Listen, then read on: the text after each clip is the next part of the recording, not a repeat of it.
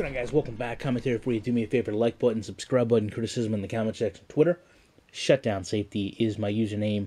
If you haven't watched the interview I did with Damon Groh this week, I'll leave a link down in the description to both pieces. Recommend that you check them out because a lot of what we talk about here is going to be derived from the content on those videos. Now, I will say, for all of you that were happy that I came out and so bluntly asked him what was going on with the communication and the time frames, there were just as many people that were really upset that I would, I guess, be disrespectful to Damon in terms of the way I asked or worded those questions. And I don't think me and Damon have any problems. I spoke to Damon afterwards. We continued the interview after I asked the question. But to me, it's a question that needed to be asked.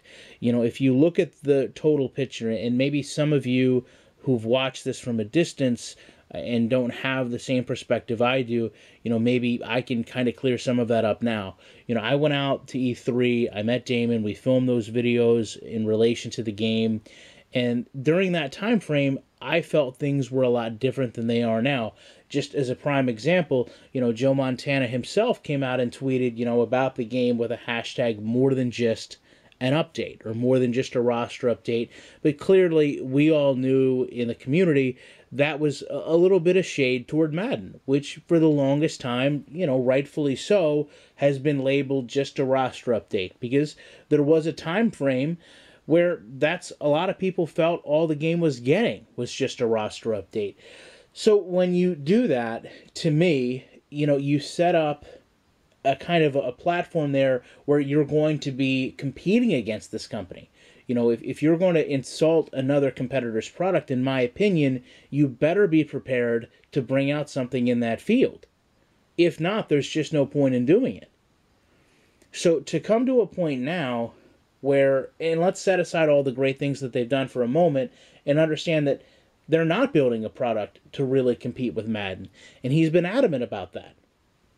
Then what was the point of even mentioning it?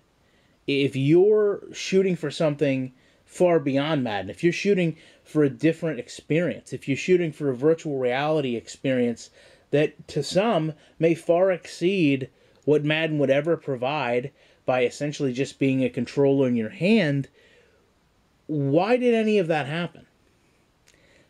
You take into effect that we have the video then that lays out this time frame that at the time many people were appalled by.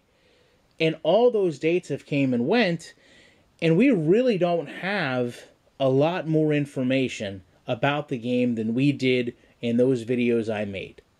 Now, I'll give you the fact that people have came out, they've played the game. Some people have spoke very highly of it. There's other people, apart from myself in the community, under an NDA that have constantly talked about how great this game is going to be and answer all the prayers of the community.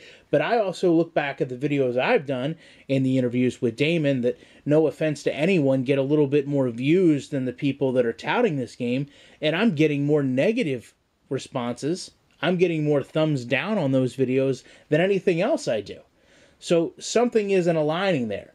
I've got certain people coming to me and saying, this is going to be the best thing ever, and I've got the overwhelming response of the community saying this isn't something we want any part of. And when you have other companies come in, and I've been unbelievably blessed and fortunate to work with these companies, when you have other companies come in, and I see some of the negativity associated with Montana 16 in terms of the information, the release dates, the communication, be pushed on them. You know, oh, this game isn't going to succeed, or I don't want any part of this game, or this game is vaporware.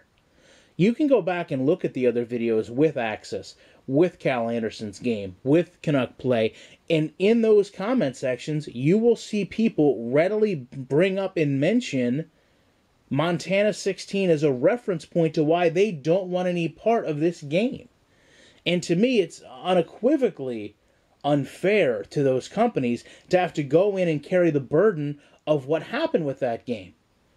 And someone needs to answer to that. And the only person that communicates on behalf of Montana 16, apart from Joe Montana, in a tweet now and again, is Damon.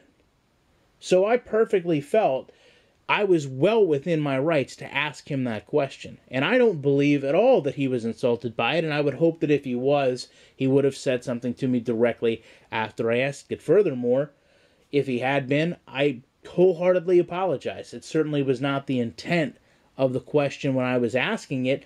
My concerns then are really the same as they are now.